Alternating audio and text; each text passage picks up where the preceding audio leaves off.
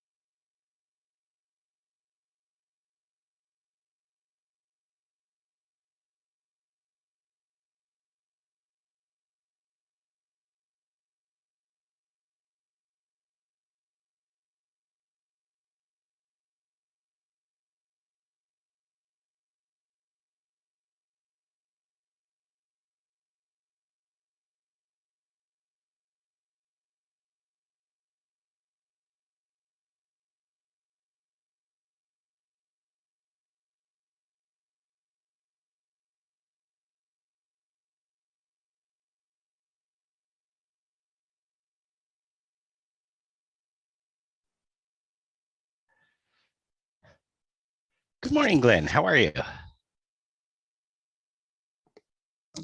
I am good. Jean, how are you? Good morning, ladies and gentlemen. I'm very Bonjour, well, mesdames et messieurs. On va commencer la réunion dans une minute. We'll start the meeting of FEDCO in 1 minute. Thank you.